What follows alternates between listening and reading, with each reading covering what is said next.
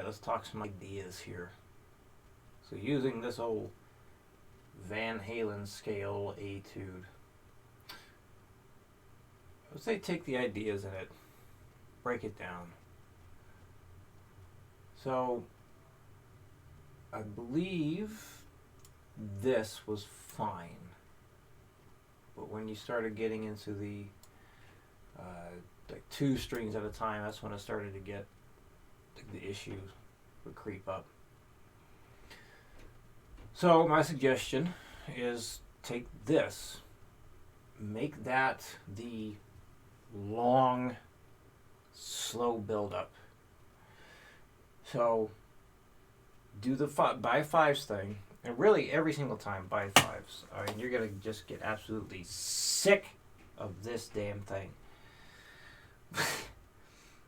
We'll work it up until, let's say, you know the ring finger pinky issues there. So let's say we'll pick a number for the sake of discussion. Let's say you got the 200 and you're like, yep, the issues there, fingers wanting to go down at the same time and the articulation's basically starting to go away. So instead of staying at 200, go down to 190. Let's just back it down 10. Make sure that you definitely feel confident there and like everything is obviously in the right place every time you're playing it. If it's a little iffy at some point, so then just back it down to 180. So just slow it down to the point where you're close to the breakdown, but definitely getting it correct. Like just one step away from it not being correct anymore. So let's just go with 190. So 190 works well.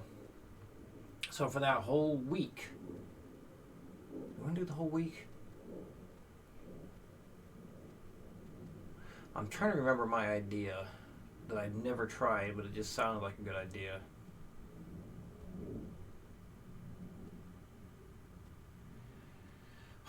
If you're only going to go up by 5 beats per minute each day, it might be alright.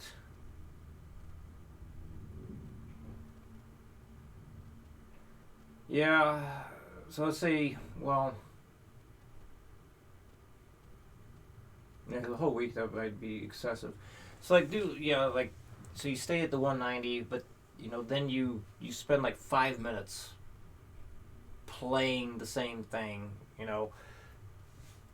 like really a ton of repetitions until your arm is just tired.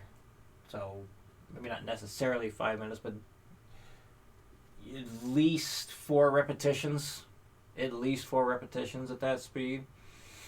And then I'd definitely push it more if you can. And then the next day, 60 up to 195. I mean, really tons of repetitions. And then the next day, 60 to 200. So just go up by 5 each day. But on that last speed, lots of repetitions, like several minutes if possible.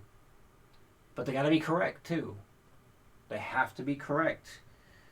If it's a repetition where there's form breakdown and it doesn't sound 100% correct, then just stop right away. Because we need to stay in the realm of correct as much as possible.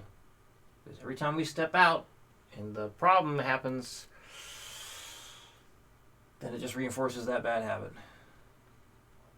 So definitely be as disciplined as you can with yourself. Be extremely strict. Do not allow anything other than perfection. Perfection meaning, did that sound good enough to be on a recording? This crazy crap. So, yeah.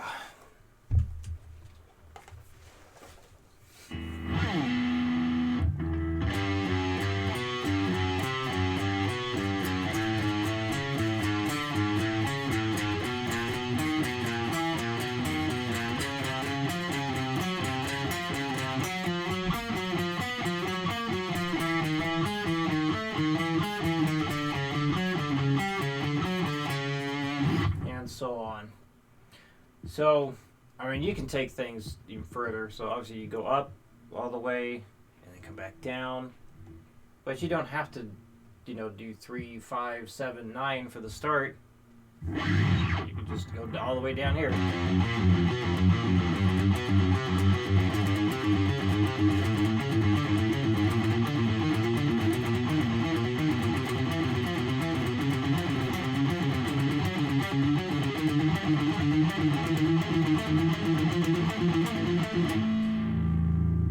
Man, that's starting to get painful. So, basically it's a chromatic thing, so you can follow exactly how it is. You can do one fret at a time, just kind of see, well, how far can you make it up those strings? How far can you make it down the other strings, and so on. Same idea here. I don't remember what it was.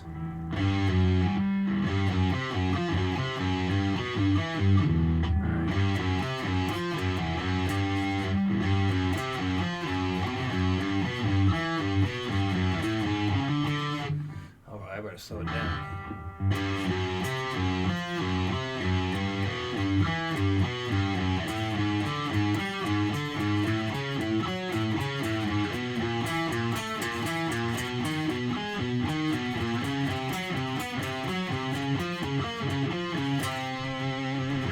And if you need to just stay on those strings and get used to that before you add the next set and work your way down, that's totally fine.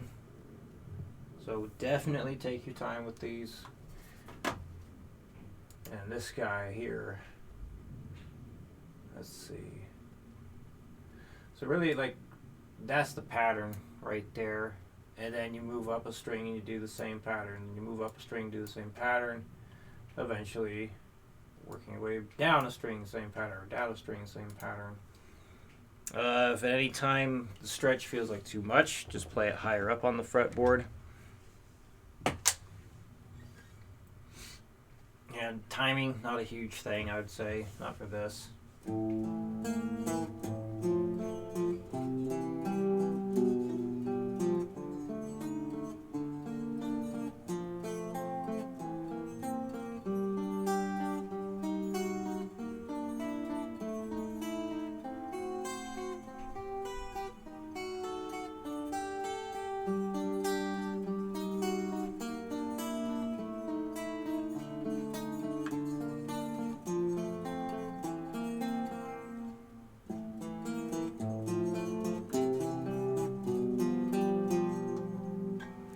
And then the advanced version, having a whole step stretch the entire time. Again, if you need to move up the fretboard, that's fine.